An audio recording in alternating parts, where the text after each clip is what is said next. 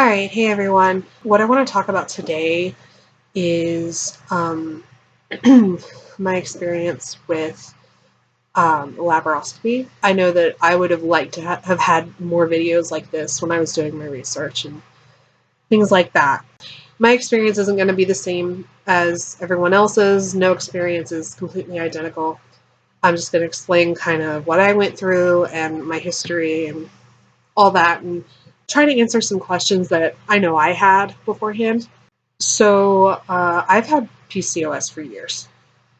I was diagnosed when I was in high school, probably about, I want to say about 7 years ago, and had a lot of trouble with it, a lot of hormone trouble in general, a lot of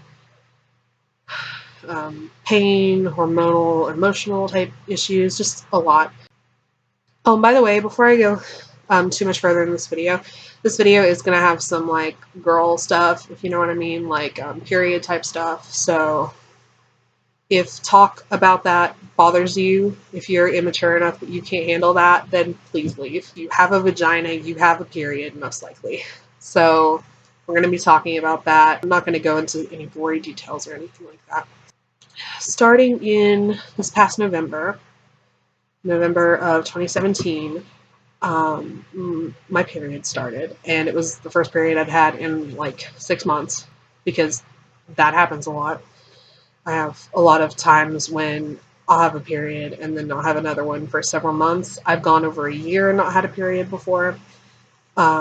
Used to have really heavy periods before they started giving me birth control, but then was having really light ones ever since. So in November, I started my period and it wouldn't stop. I went through all of November. Well, I don't remember exactly when it started in November, but the rest of November and all of December and the first part of January, probably the first, I want to say about the first half of January. No, I'd say almost all of January, actually, dealing with this, but it started to get better towards the beginning of January, and I'll explain why here in a second. So it was just having like these really abnormal, really heavy, just awful, barely even leave the house. It was so bad. And I had tried out a new OB because I hadn't gotten one. We just moved here in May, and so I hadn't been to one yet here. And so my doctor referred me to one, and I'm not going to say any names, of course. Anyway, so my doctor referred me to this one OBGYN, and this is going to kind of be like a story time sort of thing too, because it was interesting. So I went, and she was like, "Oh yeah, you're fine. Just like double up on your birth control pills and you'll be cool." So I did that. Actually, specifically, I think it was like 3 for 3 days, 2 for 2 days, and then to continue on the way it was. So I was doing that. I did that for, I guess, a couple weeks, and it slowed down, but it never stopped. And then it started to get even worse than before, and I was like, I got to do something about this. And I called their office. They couldn't get me in for another 2 weeks, I think. And I was like, I got to do something about this. And my parents were the same way. And so I ended up going to the ER. They said that it wasn't like super serious or anything, I guess. They couldn't really define a cause or anything like that. But they gave me some sort of shot that I think is some sort of form of birth control that I believe is supposed to help stop those periods. And so they gave that to me, and they said this lasts 3 months. They said keep taking your birth control as normal. So I was doing that. And then finally the appointment for my OB came up, and I went, and I told her about going to the ER and all that and the shot and everything. And she's like, "Oh, okay, well, you don't need to take your birth control." I'm like, okay. So I stopped. I stopped taking my birth control. And that was it.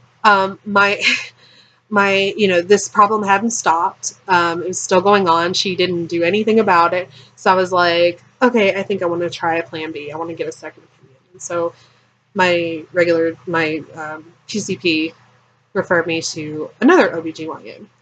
And this experience was so much better and much, much, much, much, much different and a little bit scary because what she told me I wasn't expecting at all. So I go in. This was probably towards the 3rd week in January, I want to say. And I was just expecting like, oh, you're taking too much birth control, or like you started at a weird point in your cycle and you know, or a switch of birth control or something. I was expecting like a medicinal sort of thing.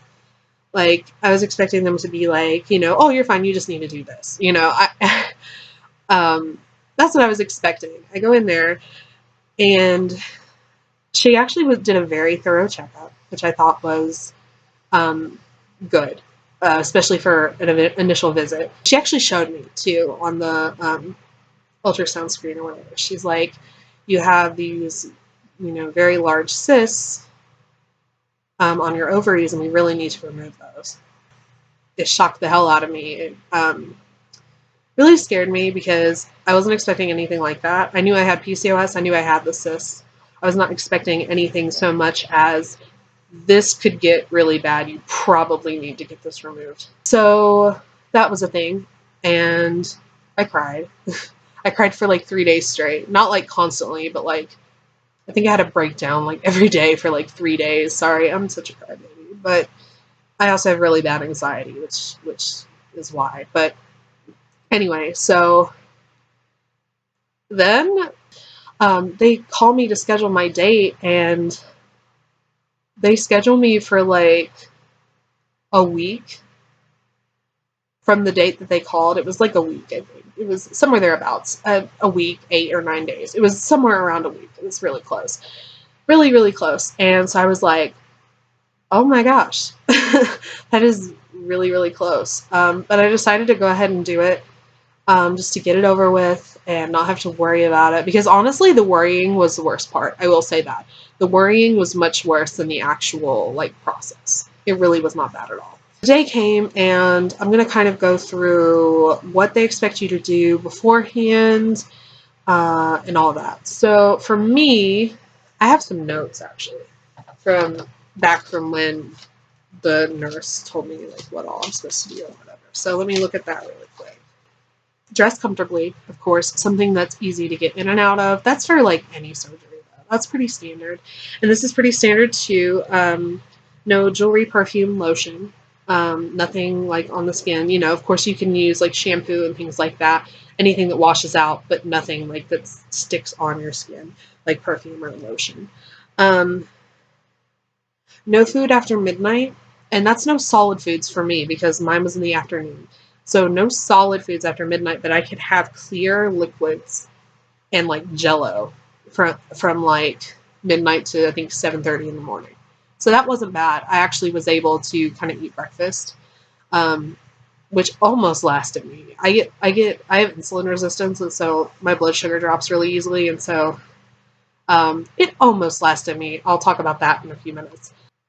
And absolutely no pain medication whatsoever, because I was taking pain medication before this because I was having really bad cramps. And they said absolutely not because it thins your blood and you can have more blood loss from that.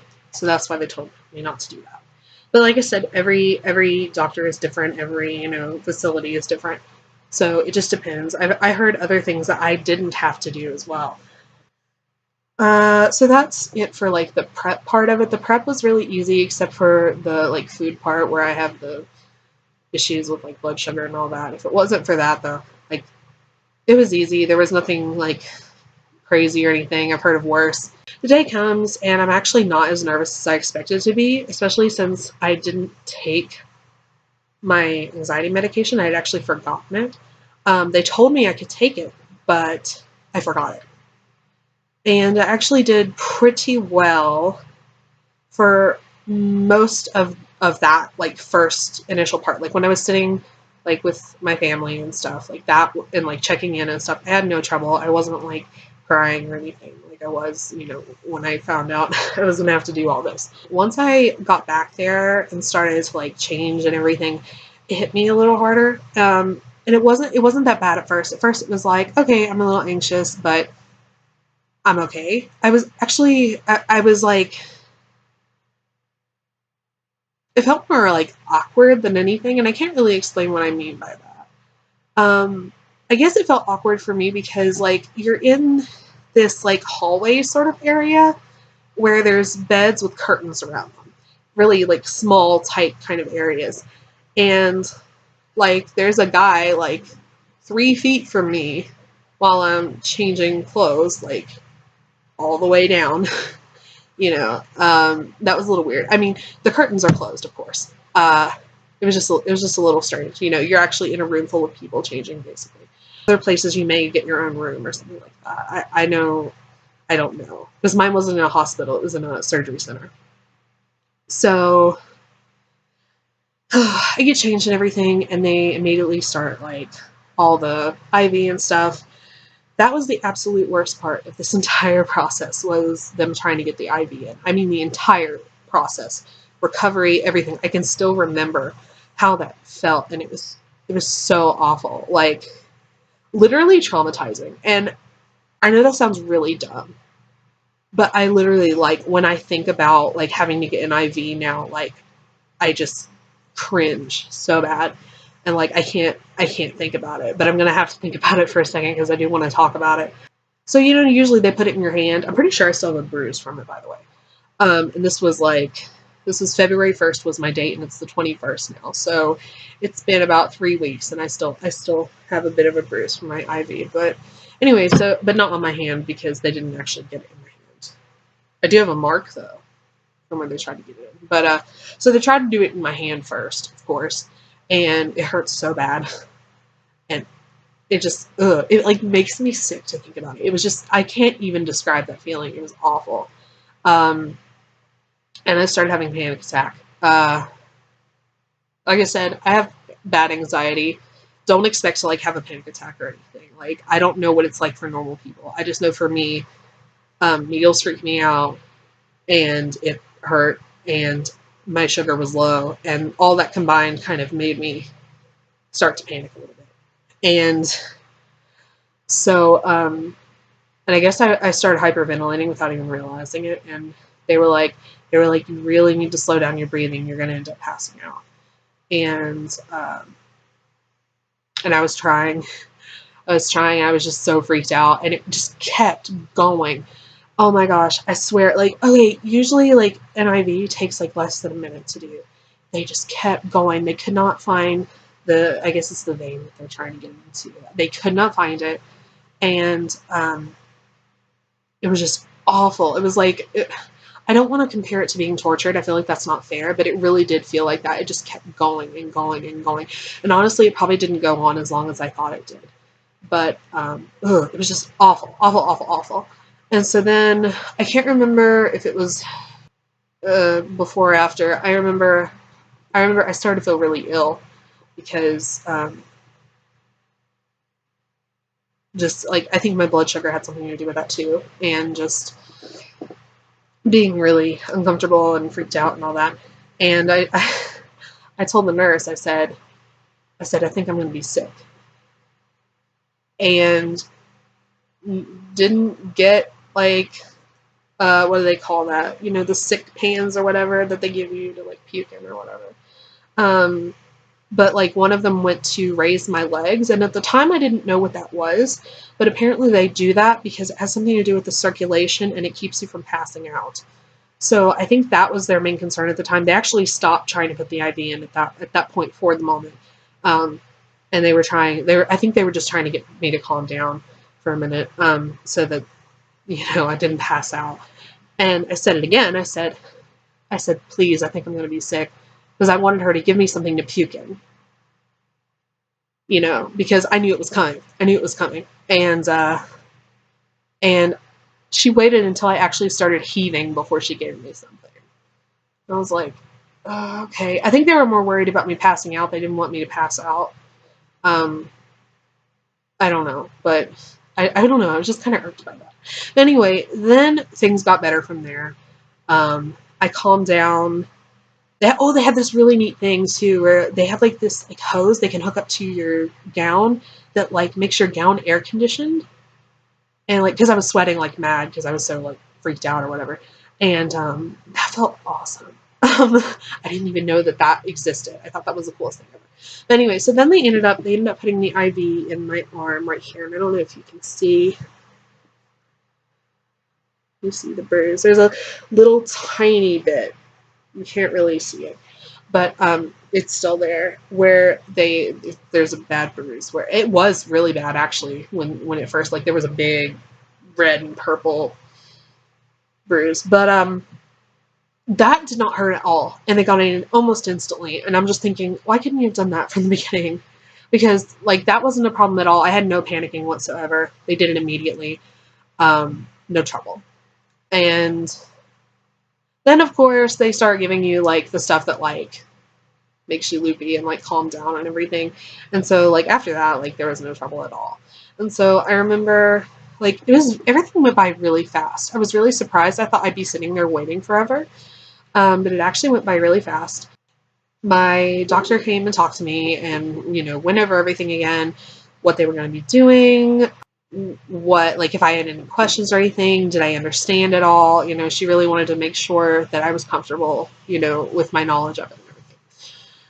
And so, and then they pretty much just wheeled me in. And actually, it was funny when he gave me the what am I trying to think of? The anesthesia. I didn't actually know he was giving it to me. All he did was tell me to breathe in, and I thought it was oxygen of some kind. And I thought maybe they wanted to get me calibrated to the oxygen first. And then the next thing I know, I'm waking up. So that was awesome because anesthesia awareness was something I was really scared of, and that did not happen at all. I guess I should have talked about this earlier, but I guess I'll talk about it now. What they kind of do during the whole process is, like, and I'm assuming, like, your doctor will probably tell you this too.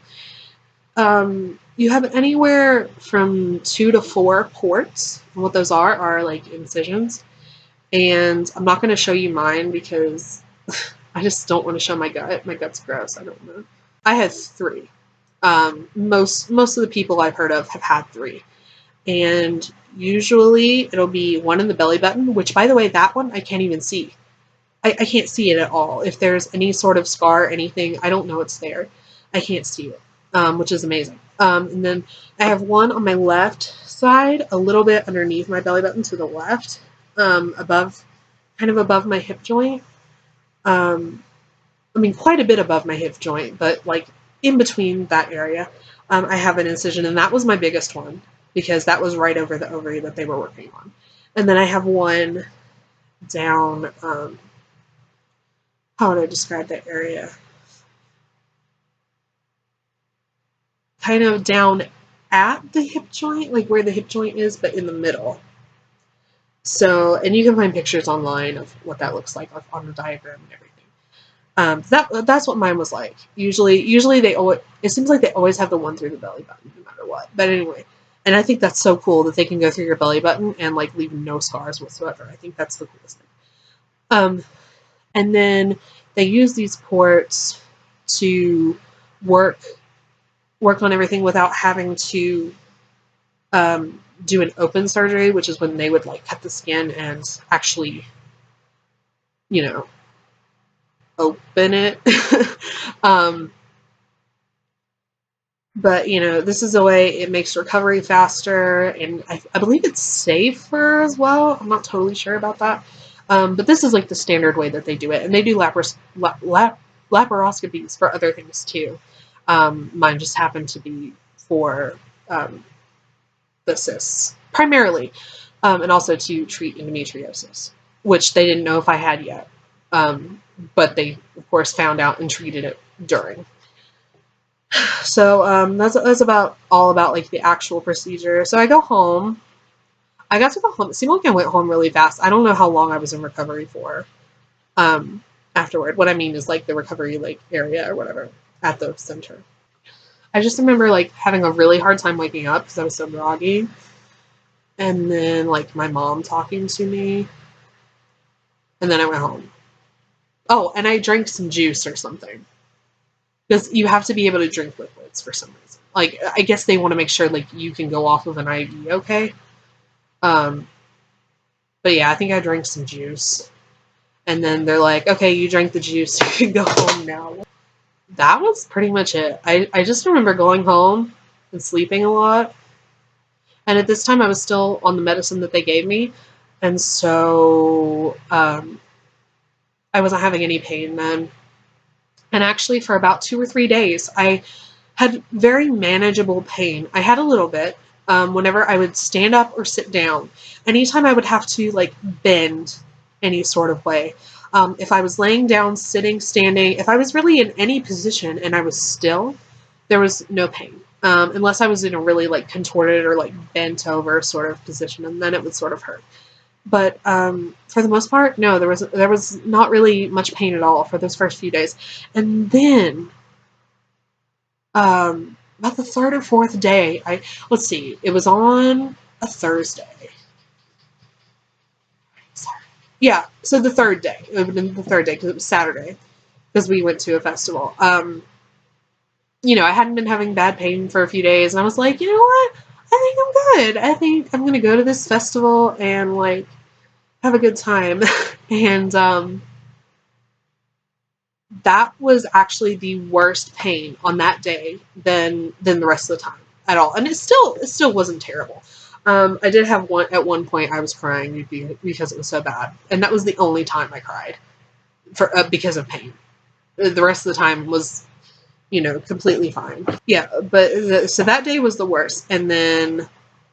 And let me just go like how that was too. The reason I think it happened was because I was much more active that day than I had been before. And so I think my clothes were rubbing against that one incision. Like I said, that one on the left was like my biggest one. And so it hurt much more than the others. And I think my clothes were rubbing against that and irritating it. And I think that's why it hurt so bad. That's what I think at least. I don't know for absolutely sure. But it was like a very like sharp, stinging sort of pain. I haven't had much internal pain at all. And actually, I haven't had pain from the other incisions at all. Mostly it's all been on that kind of left side. So then after that day, I did pretty well. I didn't really have any more pain like that. I know within a week, like, I really wasn't having much pain at all. Like, I was able to get up and do stuff just as I would before. Hop in the car with no trouble and not have to be like,